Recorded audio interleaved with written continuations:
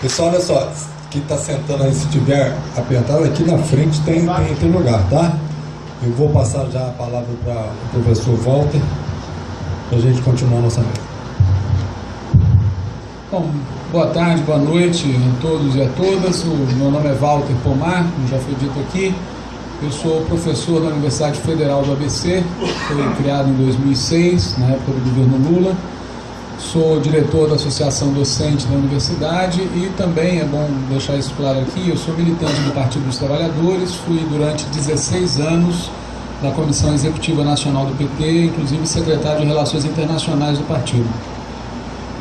Eu vou concentrar minha exposição nesse tema da conjuntura internacional, que é onde eu acho que eu posso contribuir mais, e vir de lá para tratar o tema da conjuntura nacional, né? E o meu ponto de partida é que a gente está num momento da situação internacional que pode ser resumido na palavra instabilidade, né? Nós estamos num momento de profunda instabilidade.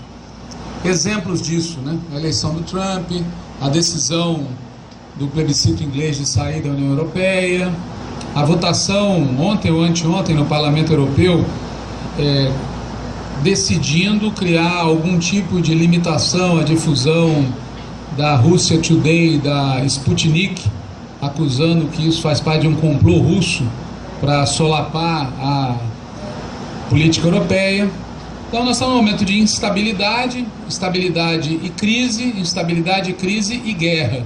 Essas são as características desse momento no âmbito internacional. Por que causas, né? O que é que causa isso, né? Em primeiro lugar, o fato de que a gente está vivendo um momento de maior hegemonia do capitalismo em toda a história do capitalismo. Desde que o capitalismo surgiu até hoje, esse é o momento em que ele é mais hegemônico. E o capitalismo hegemônico significa crise, instabilidade e conflito militar.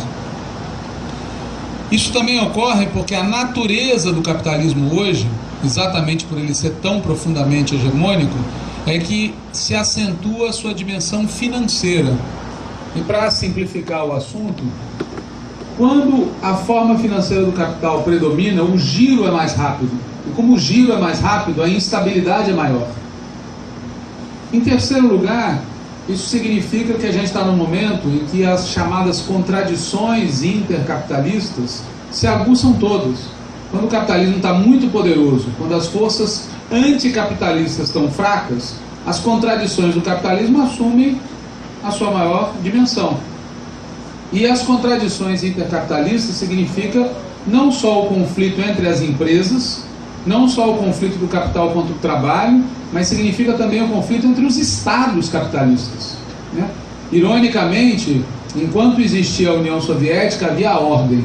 Na hora que a União Soviética desapareceu, se instalou a desordem, porque nós voltamos à situação pré-Primeira Guerra Mundial, pré-Segunda Guerra Mundial. Nós voltamos a essa situação do ponto de vista internacional. E além desses três fatores, além da hegemonia do capitalismo, além do fato de ser um capitalismo financeiro e além das contradições intercapitalistas estarem se aguçando, existe um quarto elemento que é o declínio da hegemonia dos Estados Unidos, né? Os Estados Unidos foi, durante um largo período, desde o final da Segunda Guerra Mundial, potência hegemônica. A potência hegemônica que se contrapunha à União Soviética. Quando a União Soviética acaba, eles acham que entraram na fase do império unilateral. Isso durou pouquíssimos anos. Em menos de 10 anos ficou claro que no lugar de um império mundial, eles estavam vivendo uma fase de ascensão de outras nações que competiam com eles pelo espaço mundial. E passaram a sofrer todos os efeitos colaterais da medicina que eles propunham para o mundo. É bom a gente lembrar que, à medida que eles assumiram o discurso neoliberal em casa, eles deslocalizaram a sua própria indústria, se transformaram num centro financeiro, transferiram uma parte da sua indústria para a Ásia, leia-se a China, e o preço eles estão pagando agora. Desindustrialização, destruição da infraestrutura deles, instabilidade econômica interna, crise política na classe dominante dos Estados Unidos e ascensão daquele polo alternativo que eles achavam que estavam mantendo eles sob controle. Os Estados Unidos estão no centro da crise mundial, né? No centro da crise econômica mundial. 2008 mostrou isso, né? A crise de 2008, o epicentro da crise de 2008 foram os Estados Unidos, E essa crise não se encerrou, e não se encerrou, inclusive, porque, ao contrário do que muita gente, inclusive de esquerda, dizia na época, essa crise marca a agonia do neoliberalismo. A verdade foi que o governo Obama e os seus aliados dobraram a aposta no neoliberalismo. O Obama, por exemplo, aplicou uma política de salvar os bancos, manter o peso do capital financeiro, ampliar a doação de recursos públicos para salvar o funcionamento do capitalismo nos Estados Unidos tal como ele era. E o resultado é que todos aqueles elementos que levaram à crise de 2008 cresceram de tamanho. Aqueles bancos que eram muito grandes para quebrar e por isso precisavam ser salvos pelo Estado, hoje eles são maiores ainda. Eles são em menor número e maiores. E toda a especulação financeira que teve na origem da crise de 2008 prosseguiu e se aprofundou, assim como a concentração de riqueza. Resultado, aquela crise não se encerrou. Nós vivemos um momento agudo em 2008, vamos viver outro a qualquer momento. Então, o centro da crise econômica são os Estados Unidos e o centro da crise política também são os Estados Unidos, como ficou claro nessa eleição. Essa eleição não é a primeira em que há um conflito duríssimo entre um candidato republicano e um candidato democrata, mas é a primeira eleição em que eles não têm consenso sobre a política externa. E isso, para quem acompanha a política dos Estados Unidos, é um tema-chave. Os Estados Unidos, eles têm uma política externa. E não importa qual é o partido que está na presidência da República, eles têm unidade em torno disso. Dessa vez havia uma profunda divergência sobre a política externa. Por quê? Porque, na verdade, a política dos Estados Unidos voltou à situação que tinha no pré-Primeira Guerra Mundial, em que havia um setor internacionalista e havia um setor isolacionista. A turma do Clinton, da Hillary e do Bill Clinton, a turma do Partido Democrata, o setor majoritário do Partido Democrata, é a turma internacionalista, ou seja, aquela que acha que o poder dos Estados Unidos tem que se manifestar através da globalização econômica e através da imposição militar de saídas. Ela é muito mais agressiva do que o Trump. Ela era candidata de Wall Street e do Pentágono. Ela era a candidata que os chineses não queriam que ganhasse, que os russos não queriam que ganhassem, que o Chaves não queria que ganhasse, porque era simplesmente guerra no dia seguinte. O problema é que o Trump, por sua vez, que é o outro setor que está na linha do protecionismo, que está na linha de fechar os Estados Unidos para o mundo, tá certo? Ele assume um discurso de ultradireita, super conservador, nacionalista e agressivo também, né? Então nós vamos viver essas duas alternativas que disputaram com muita dureza, tá certo? Chegaram ao final da campanha numa situação que só nos Estados Unidos é possível, né? A Hillary ganhou no voto e o Trump ganhou a eleição. Porque é sempre bom lembrar que esse país que é alardeado como exemplo da democracia mundial é um cocô do ponto de vista da democracia. Lá não tem voto direto, não tem proporcionalidade. É um sistema federativo montado para impedir que uma eventual maioria popular eleja um candidato rebelde ao sistema. É para isso. Tá certo? Então ela ganhou na votação e perdeu no colégio eleitoral, porque é um sistema federativo que é um contrapeso. Ganhou, levou e vai tomar posse agora em janeiro com um programa que é muito curioso. A gente recebe aqui a dimensão mais reacionária do programa, que é a homofobia, a misoginia, o racismo, o preconceito, etc. Só que também é um programa, a gente tem que prestar atenção no que eles estão falando, que é fazer a América grande outra vez, fazer um pacto com a Rússia para enfrentar a situação da Síria e da Ucrânia, resgatar a remuneração do trabalhador americano, reconstruir a indústria americana através de um pacote de políticas públicas em que só empresas americanas vão poder participar, contra os tratados internacionais, o transatlântico, o transpacífico, tá certo? E denunciando a mídia. Boa parte da campanha dele foi de ataque direto contra a mídia, porque ele não era o candidato querido da mídia. Então é uma candidatura cuja vitória só se explica porque, por um lado, a economia dos Estados Unidos está muito arrebentada, A candidatura da Clinton era uma candidatura do establishment, de Wall Street, dos neoliberais, vinculada com a piora nas condições de vida da classe trabalhadora, e porque o Trump fez uma coisa que grande parte da esquerda no mundo inteiro perdeu a coragem de fazer, que é fazer política, ir para disputa, defender o programa dele. Não teve nenhum discurso politicamente correto, não fez discurso para o centro, não fez mediação, fez um discurso fascista e ganhou. E o único jeito de barrar uma direita que faz um discurso fascista é ter um discurso oposto. O Sanders poderia ter derrotado ele. Uma candidatura de esquerda, como a do Sanders, que falava claramente em socialismo nos Estados Unidos, tinha potencial de derrotá-lo. Como essa candidatura não existia, quem capturou o voto do trabalhador médio descontente foi a direita, que é a mesma coisa que está acontecendo na França, na Alemanha, em que a direita está ganhando o apoio dos trabalhadores, que não encontram na esquerda um discurso radical que encante as pessoas. E a direita, óbvio, ganha com o discurso de direita. Portanto, o Trump não é exatamente neoliberal. É uma direita de outro tipo. Do mesmo jeito que o Hitler não era liberal. Nós estamos vivendo uma época que lembra o que aconteceu em alguns países da Europa antes da Segunda Guerra Mundial, em que a destruição causada pelo liberalismo levou uma parte da classe trabalhadora para o desespero. A esquerda não conseguiu galvanizar esse setor, e quem aparece é uma direita populista, reacionária, que joga a culpa não sobre os de cima, mas sobre o judeu, sobre o comunista, sobre o estrangeiro, tá certo? E acaba sendo uma solução para o capital continuar funcionando, sem perder controle sobre a classe trabalhadora e impedindo revoluções, impedindo rupturas, né?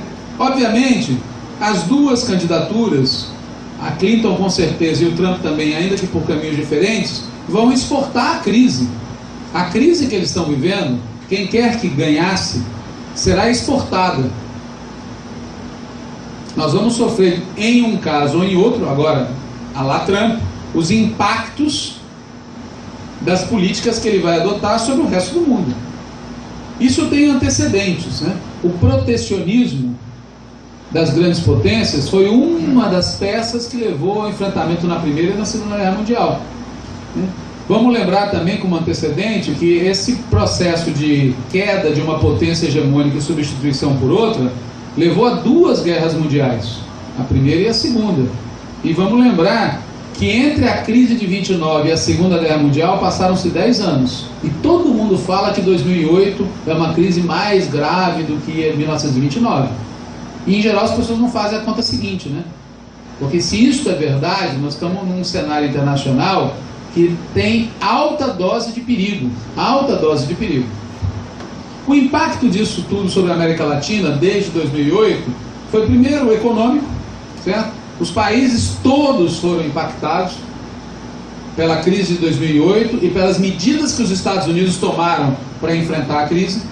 Isso apareceu aqui no discurso que o Lula fez, falando que era uma marolinha, e depois no que a Dilma fez, falando que era um tsunami, né? A primeira onda de choque custou X. A segunda onda, que foi produzida pelas políticas que os Estados Unidos adotaram para se salvar, causou um impacto muito maior. Muito maior. E, somado a isso, desdobramento disso, uma ofensiva reacionária que ainda não se encerrou, né? Ganharam a eleição de nós na Argentina, nos deram um golpe aqui, derrotaram o Evo Morales no plebiscito referendo sobre a possibilidade de disputar um novo mandato. A situação eleitoral em outros países da América Latina não está fácil. Não está fácil. O resultado do plebiscito sobre o acordo de paz na Colômbia é um outro sinal disso, né? Como é que pode uma grande parte da população não comparecer para votar e por uma pequena maioria vence a posição contrária ao acordo de paz? Faz parte desse pacote de ofensiva reacionária. Uma pergunta que a gente deve fazer: por qual motivo a classe dominante da região insiste em se submeter aos Estados Unidos? Né? Por que grande parte da classe dominante latino-americana continua querendo ser submissa aos Estados Unidos, se é verdade isso tudo que eu acabei de falar, que eles estão em crise, que eles estão vivendo um giro protecionista, que a candidata querida da maioria da classe dominante latino-americana, inclusive brasileira, perdeu a eleição, porque a decepção foi total, né? A direita aqui queria que a Hillary Clinton ganhasse. Por qual motivo? Não é por hábito, não é por inércia, não é por burrice, é por falta de alternativa melhor. Nós somos todos, como já foi dito aqui, produto de um ciclo de expansão do capitalismo tardio. E esses países que são capitalismo tardio, para eles se conformarem em polos poderosos, precisariam fazer uma grande concessão à sua classe trabalhadora.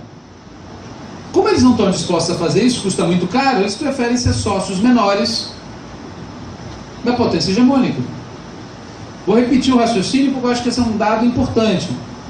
A alternativa que a classe dominante de países como o Brasil teria seria construir um capitalismo soberano, nacional, poderoso.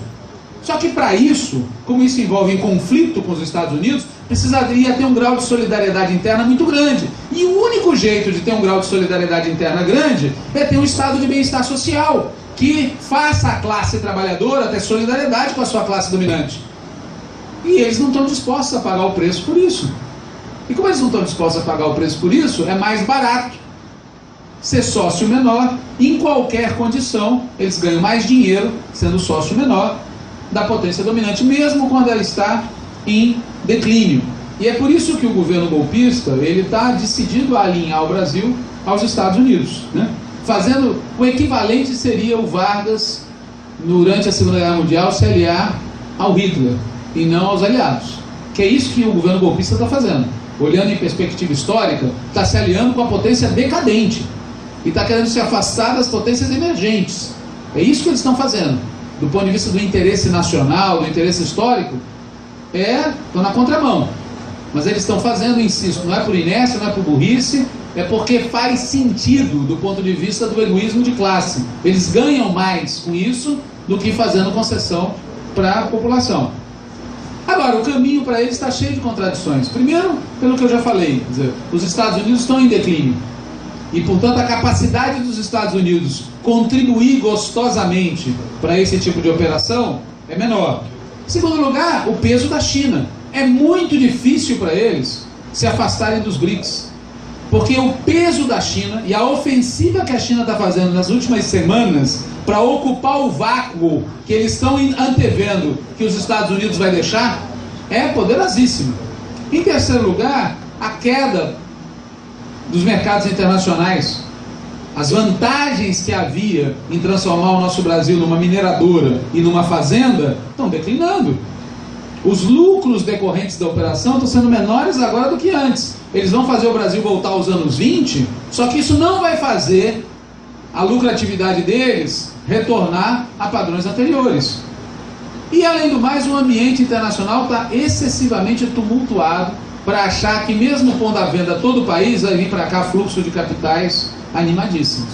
Então, os caminhos que eles estão querendo trilhar são muito difíceis. O que eu quero dizer com isso é que, embora eles estejam aplicando um programa que recorda o neoliberalismo dos anos 90, o mais provável é que eles escolham só aquilo que ocorreu no segundo mandato do Fernando Henrique. Só ônus, sem os bônus.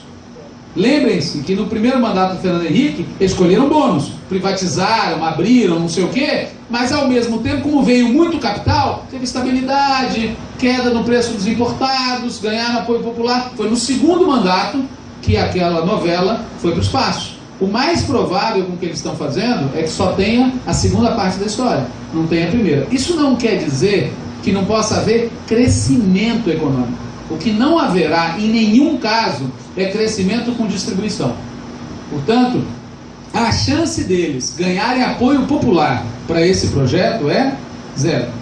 Tem muito espaço para quem queira denunciar, fazer oposição, fazer luta e derrotar esses caras, né? As contradições não são só econômicas, né? São também políticas. E aí vale a pena fazer um parênteses. A ditadura no Brasil, ela não foi derrubada, ela foi derrotada. E a transição para a democracia aqui no Brasil não foi plena, foi conservadora. O máximo que se chegou foi o que está escrito na Constituição de 88, que não agradou nem à direita, o Sarney falava que a Constituição deixava o Brasil ingovernável, nem agradou uma grande parte da esquerda. O caso do PT, por exemplo, que não votou na forma final da Constituição. Assinou, mas não votou, porque considerava a Constituição conservadora. O que aquele acordo da Constituição previa? Era uma risca de giz. Nós não vamos mexer no que veio até agora, não vai ter reforma agrária, não vai ter reforma tributária. O que tem de desigualdade continua, mas daqui para frente, de 88 para frente, haverá crescimento com distribuição. Era essa a base do acordo. E, junto disso, as liberdades democráticas serão mantidas. Esse era a base do acordo. Ou seja, esquece do passado, não vai ter, por exemplo, punição para os torturadores, mas daqui para frente será diferente. Esquece do passado, mas daqui para frente vai ter respeito às liberdades democráticas e vai ter crescimento com distribuição de renda. Nos anos 88, 89, 90, a esquerda brasileira se dividiu sobre isso. Teve uma parte da esquerda brasileira que apoiou esse acordo, e teve uma parte que disse que isso não era sustentável, que isso não ia dar certo. E nos anos 90 ocorreu uma pirueta muito curiosa. Nos anos 90, a direita, aqueles que diziam que esse acordo, o acordo da Constituição de 88, não era adequado, passaram a operar contra ele. O primeiro ato do governo Collor, por exemplo, foi impedir que o SUS fosse regulamentado da maneira que cumprisse a Constituição. Eles passaram os anos 90 inteiros, Collor, Itamar e Fernando Henrique, agredindo a Constituição de 88. E a esquerda, por sua vez, passou a defender a Constituição de 88 como fosse o último biscoito do pacote, tá certo? Nós fomos contra a revisão constitucional, fomos contra o parlamentarismo, fomos contra as privatizações, tá certo? Fomos contra o contingenciamento, que era a maneira pela qual eles evitavam cumprir o dispositivo constitucional de crescimento tem que virar distribuição de renda. E quando a esquerda chegou ao governo aqui no Brasil em 2002, o programa que foi implementado pelos governos Lula e Dilma foi a Constituição de 88. Não vou falar português, não foi programa socialista, democrático popular, reformas estruturais, não. Foi a Constituição de 88, inclusive na política externa, que está lá na Constituição, artigo 4º, integração latino-americana e caribenha. Ainda assim, os caras nos derrubaram. Por quê? Se o que a gente estava fazendo era aplicar a Constituição de 88, porque estava certo quem dizia em 88 que esse acordo era insustentável. Esse é o problema. Sem reformas estruturais, sem fazer transformações estruturais, não tem condições econômicas nem políticas para ter ampliação do bem-estar, ampliação da democracia, ampliação da soberania. Na área da economia é muito claro. Se você não faz reforma estrutural, significa dizer que toda melhoria depende de, com os impostos disponíveis, você transformar em política pública. Então depende de crescimento. Se depende de crescimento, depende de investimento. E investimento depende de lucro dos empresários. E os empresários vão decidir se investem ou não, fazendo uma conta sobre duas variáveis: quanto eles conseguem explorar dos trabalhadores e quanto eles conseguem vender no mercado. E enquanto as vendas nos mercados compensavam os ganhos que os trabalhadores estavam tendo, eles toleraram. Assim que veio a crise de 2008 e as vendas caíram, eles disseram: os ganhos que os trabalhadores tiveram são intoleráveis. Se tornaram intoleráveis. Eles só eram aceitáveis para a classe dominante enquanto as vendas estavam crescendo. Na hora que as vendas caíram, sobrou a outra fonte de lucro, que é exclusivamente a exploração da força de trabalho. E como os salários tinham crescido, as políticas sociais tinham crescido pouco, mas tinham, se tornou intolerável. E é por isso que eles vieram para cima. Vieram para cima com todo ânimo. E, como nesse mesmo processo não foi feita nenhuma reforma estrutural política, ou seja, as Forças Armadas continuaram controladas pelos de sempre, os aparatos de segurança pública controlados pelos de sempre, os meios de comunicação controlados pelos de sempre, a indústria cultural controlada pelos de sempre. A área de educação, do ponto de vista pedagógico, não foi alterada. Nós conseguimos aumentar vagas, conseguimos aumentar cursos, mas não alteramos pedagogicamente. O que explica porque tantas escolas privadas, em que havia grande parte de alunos que eram bolsistas, estavam lá graças a políticas públicas, foram centros de mobilização contra a esquerda. Porque eram, na verdade, espaços de divulgação. Resultado: eles dispunham de todos os meios para, quando chegou a hora em que eles passaram a considerar intolerável, virem para cima do governo com êxito. Com êxito, né? Bom, foi isso que aconteceu em 2015 e 2016, né?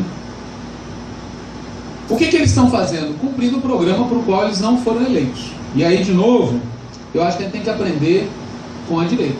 Do mesmo jeito que eu falei, o Trump é um exemplo, porque foi para disputa política sem mediação. Esse governo golpista também é um exemplo. Eles não têm a menor dúvida, nem de demitir garçom. Enquanto que a esquerda, quando chega ao governo, é de uma complacência com a direita, que é uma coisa terrível. Terrível. Terrível. Eles não têm dó nem piedade. E se tem uma coisa que a gente tem que aprender desse troço, é não ter dó nem piedade com eles, porque eles não têm conosco. Não tem. Até que 55 é um símbolo disso, né? Por que é um símbolo? Porque o núcleo dela é desvincular crescimento e distribuição. Entende? O núcleo é desfazer o nó da Constituição de 88. A partir de agora, não importa quanto cresça a economia e não importa quanto cresça a população. Isso não vai pingar, sob nenhuma forma, como melhoria das políticas sociais, né? Quais são os problemas que eles enfrentam, né? Por outro lado, primeiro que a coalizão que fez o impeachment é plural e a luta entre eles continua. Ninguém acha que o embaixador, que era ministro da Cultura, que é do PSDB, fez o que fez de graça, né? Eles querem que o Temer eventualmente caia a partir de 1º de janeiro para ter eleição direta, que é o sonho para completar o processo, para ter o parlamentarismo. É mais um passo atrás em relação a 88. Em segundo lugar, o método que eles utilizaram para fazer o impeachment abriu uma caixa de Pandora. Primeiro que a corrupção é sistêmica. Então, se a corrupção é o pretexto, vai ter que cair muita gente. Segundo lugar, porque o Ministério Público está agindo no espírito anjo vingador e não está sob controle da direita política tradicional. Terceiro, porque eles, para acantonar a esquerda, assustaram as vivandeiras, né? Os fascistas todos estão na rua. O MBL, Grupo Paramilitar para Desocupar a Escola, esses caras que foram no Congresso Nacional, isso daí eles invocaram essas forças, tá certo? E elas estão soltas agora. E em quarto lugar, eles precisam acentuar a repressão para dar certo. Porque veja, se não vai pingar nada em forma de política social, e se tem esse quadro internacional, como é que eles vão conter insatisfação popular? Pau. Não vai ter outro jeito. E a primeira linha de combate vai ser o Estado e por conta nós, né? Funcionários, especialmente no caso, por exemplo, eu que sou funcionário público federal, os que são funcionários públicos estaduais, os que trabalham, vai ser a primeira linha de combate. No caso da educação, tem um componente adicional de natureza político-ideológica, que eu não vou ter tempo para falar aqui, mas só queria deixar um tópico. Desde os anos 80, existe um movimento internacional da direita que considera que o marxismo está espalhado pelas escolas, está espalhado pela cultura, está espalhado pelo meio de comunicação. É uma espécie de macartismo renascido. E esses caras que defendem escola sem partido, eles estão alinhados com isso. Não é uma tolice de um doido. É uma operação internacional. Uma operação internacional que está convencida de que existe um processo de doutrinação político-ideológica feita pela esquerda e que tem que ser destruído pela raiz. É por isso que a gente vai a qualquer livraria e encontra centenas de livros conservadores. Abre qualquer programa de televisão, site. Os caras estão numa ofensiva há anos, quando a gente achava que estava tudo tranquilo. Agora nós só estamos vendo o que eles plantaram nesse período. Encerro com o seguinte: quais são os cenários que eu vejo? Crise econômica, crise social, crise política, vai se acentuar a disputa entre os golpistas.